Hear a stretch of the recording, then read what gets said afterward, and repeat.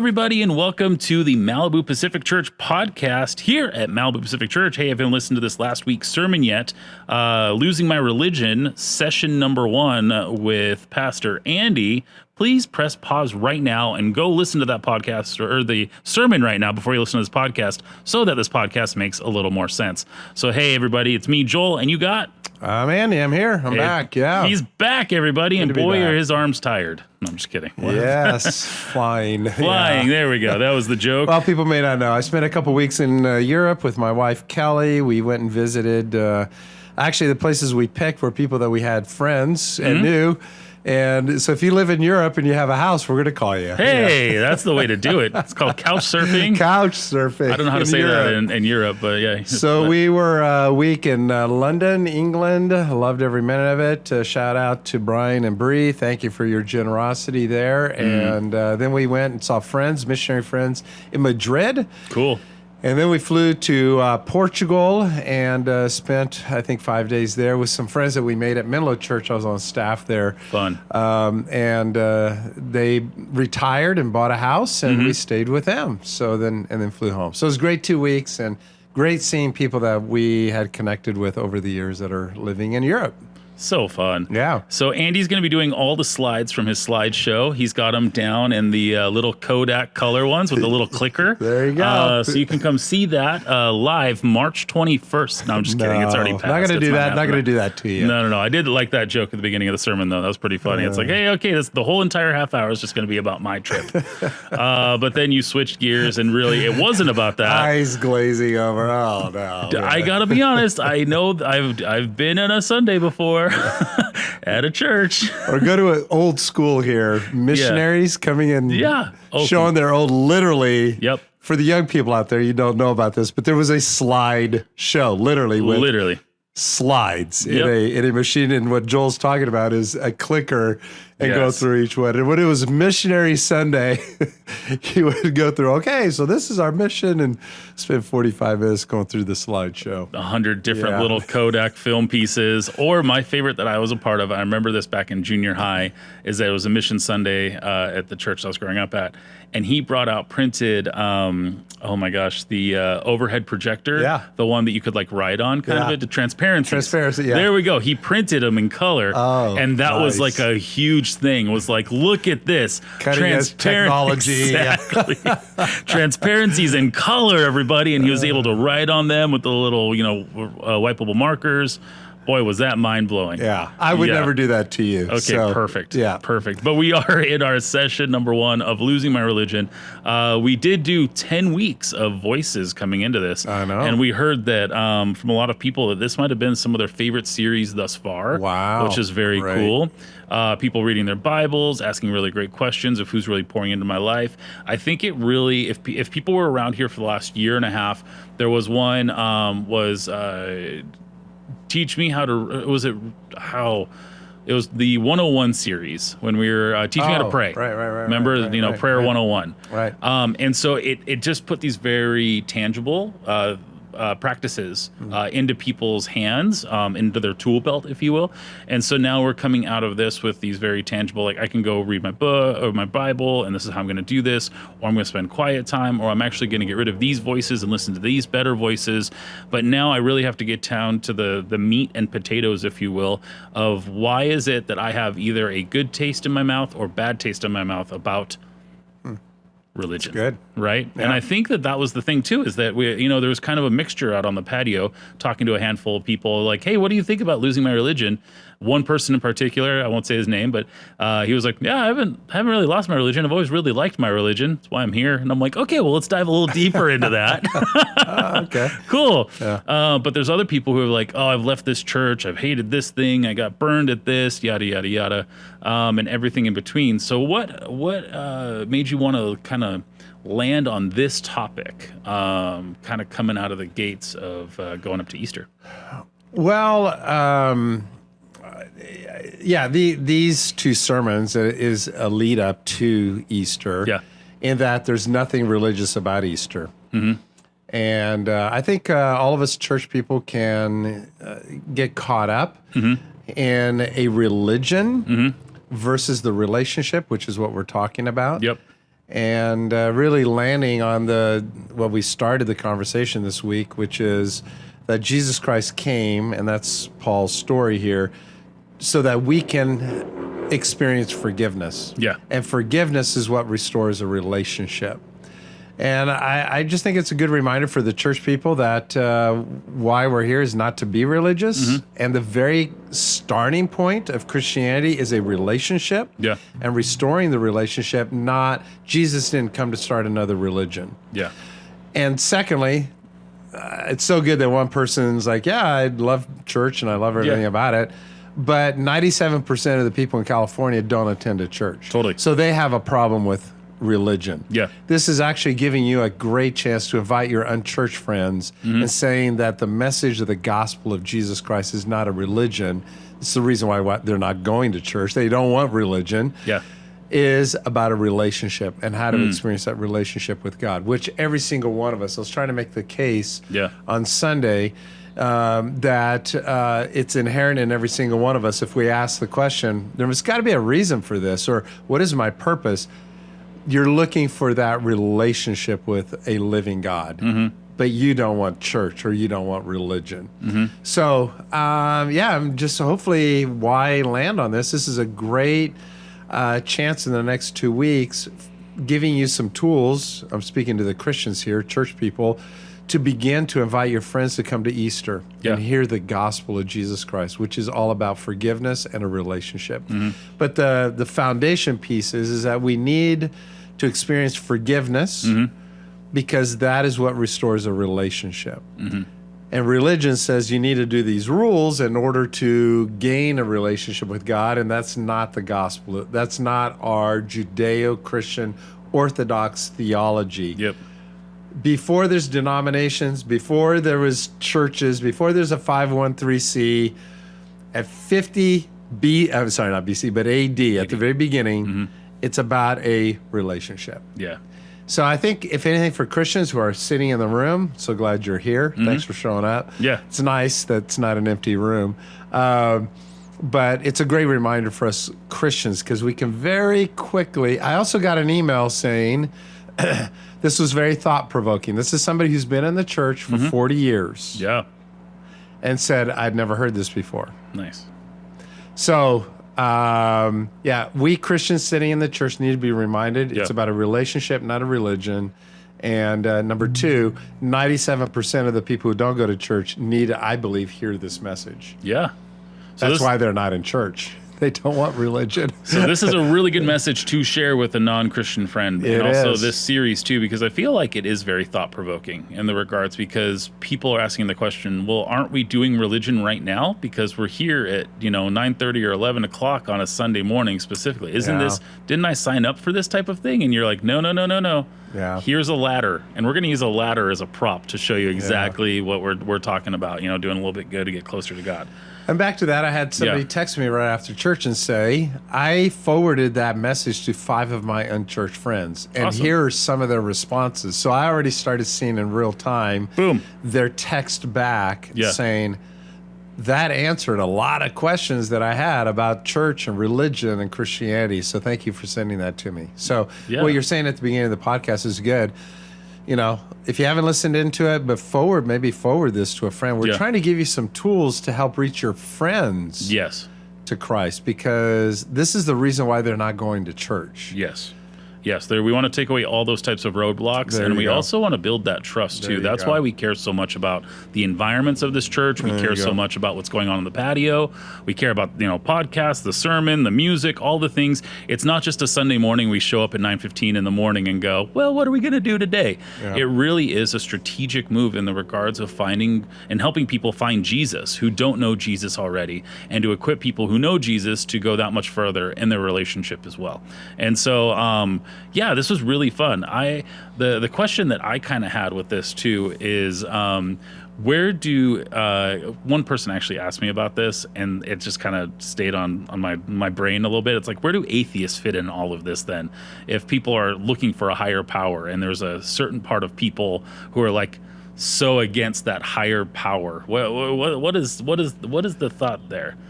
Well, it's a whole different conversation. Yeah. on whether there is a God or not, and atheism, or I don't believe that there's a God. There's only about, I think, help me out, we can Google this right now. How many atheists are there in the country? I heard the numbers around 3 to 4%. So atheism is actually on a decline. Gotcha. And that's a Barna research, and we're researching that right now. We're Googling that, and you can do it at home. But atheism is not on the rise. It's on a decline. That conversation is really for a very few who don't believe it. And that's, again, that's a whole other conversation that I would argue, and the reason why atheism is on the decline, even if you don't believe there's a God, you do have faith in something. Even in biology, you do have a faith. So you're a human being. Yeah. We're not animals. Yeah. And I try to make that case also on Sunday morning, talking a little bit to the atheists. You are a person of faith. Yeah. You have to be, even if you are an atheist, right? Like Even if you're an atheist. You have to believe that then you're going to be taking negative, it next. Exactly. Well, I just laugh because atheists have like churches that they attend. Like, hey, let's meet together to say that there's nothing. Yeah. You know, like, why? A biologist who says I'm an atheist, you are acting in faith in some belief that, that you're studying and trying to learn something. You are a person of faith. Yeah, totally.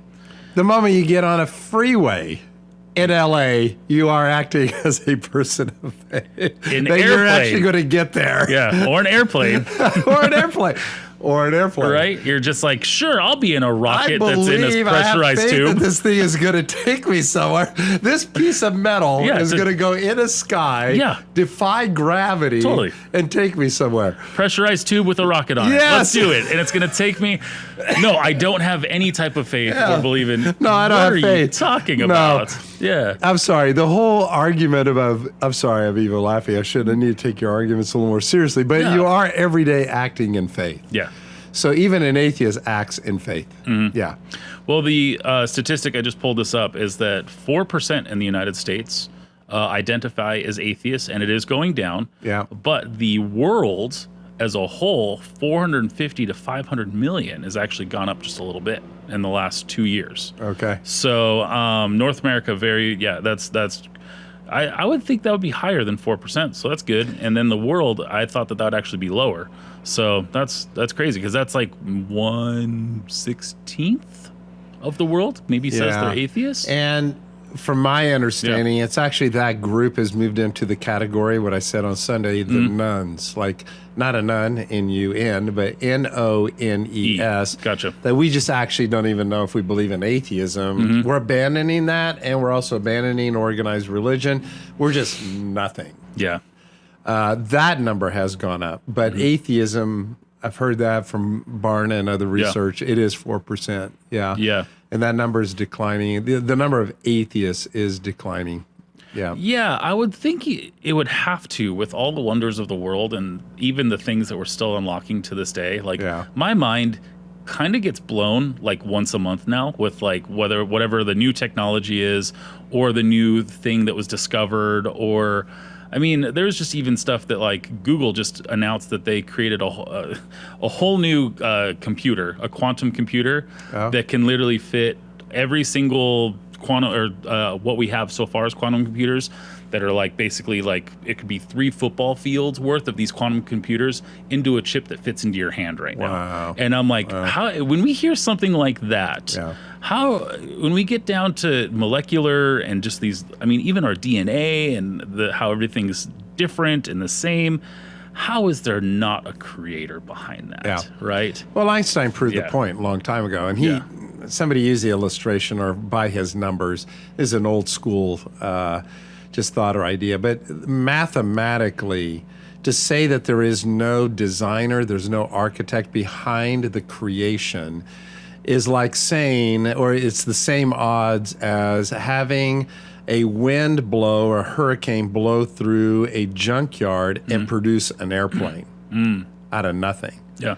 The odds of that are, it's impossible. Totally. That a randomness blew into a junkyard and created an airplane that can fly from a storm that hit it. Yeah. It doesn't make sense. It doesn't make sense, right? sure. There has to be, even scientists today, there has to be an architect behind this creation. There was something behind it. Yeah. And the more scientific we're getting, it seems like we are actually coming to the place and going, no, there is something behind this. Even though I don't believe, I may be an atheist, but there's the numbers mathematically, biologically, the studies, the more intelligent we're getting and the more scientific we're getting, the more we are realizing actually there's got to be something there. Cool. Yeah.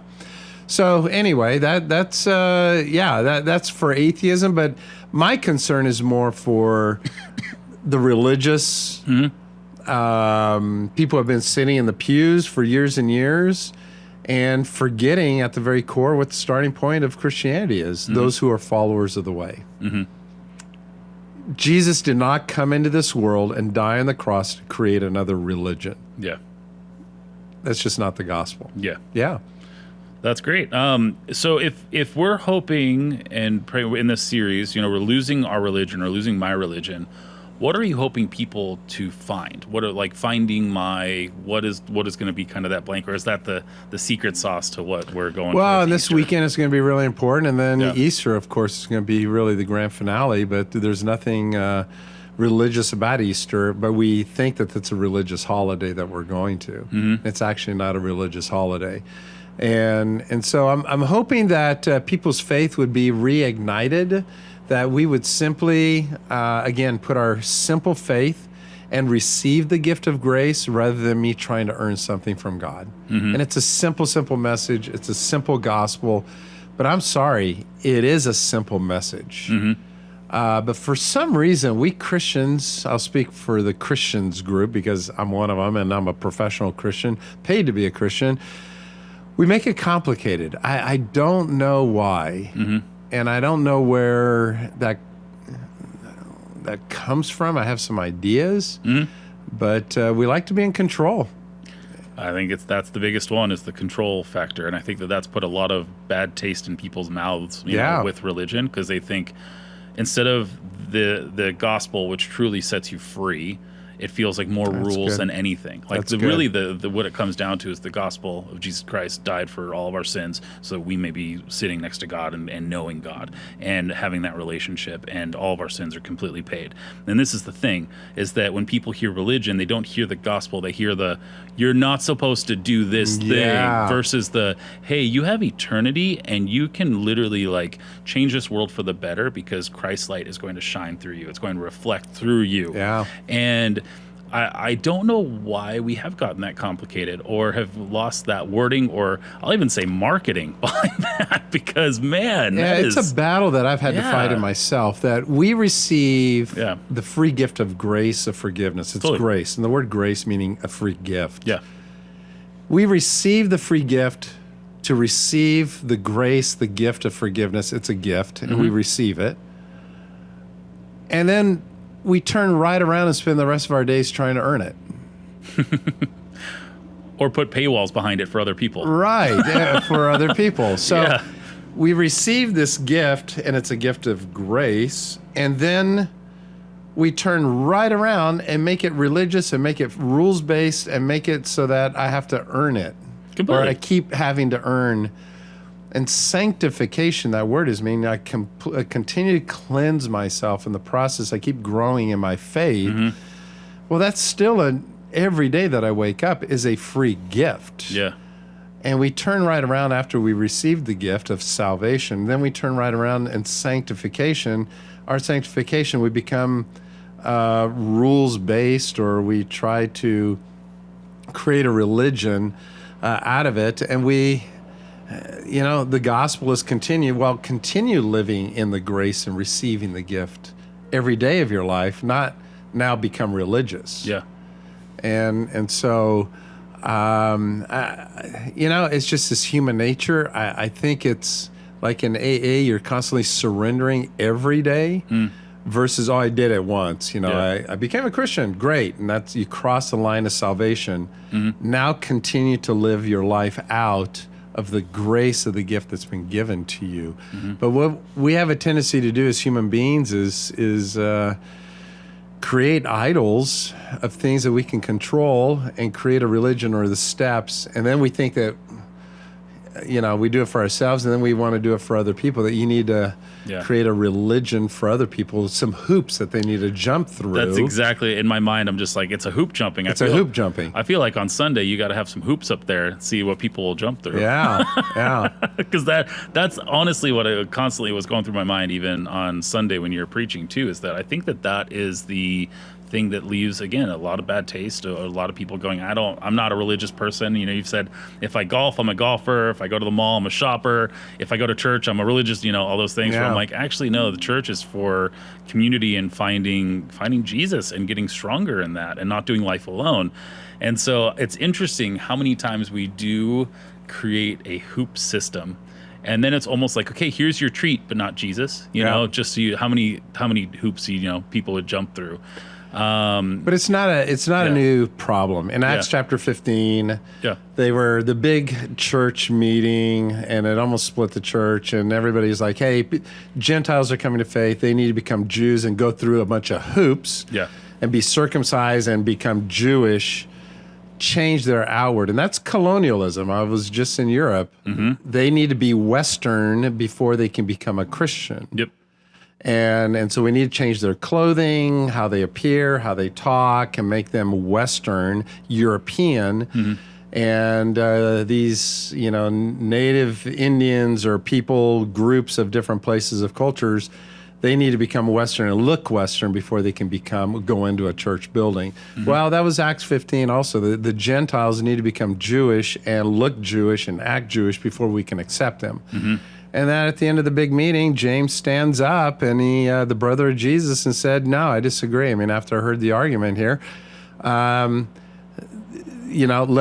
us not make it difficult for Gentiles to come to faith. Mm-hmm. They don't need to become Jewish in culture before we can accept them. Yeah. And that's not the gospel. Yeah. That they can become Christian followers of Jesus without looking like their outward appearance or becoming Jewish or changing their culture, because it's not about the culture. It's simply putting their faith in Christ. For sure. So we want people to look like us before they can become a follower of Jesus or a church person. Totally. Enjoy our church music, enjoy our church snacks, enjoy our church this, when really it's like, no, we're actually trying to open up those fields. The reason why REM's Losing My Religion was played this past Sunday is to reach people who don't know church music. There's different songs like that, and then there are songs of worship that people are getting to know. And I think that's actually really great, because that's what Malibu Pacific Church is doing, is saying, hey, you don't have to look like us or be like us. This is a church for everybody in every story. I was getting ready to say that's our vision. Say it one more time. We're creating a church for everybody and every story. That's our vision. Everything that we do, right? Yeah.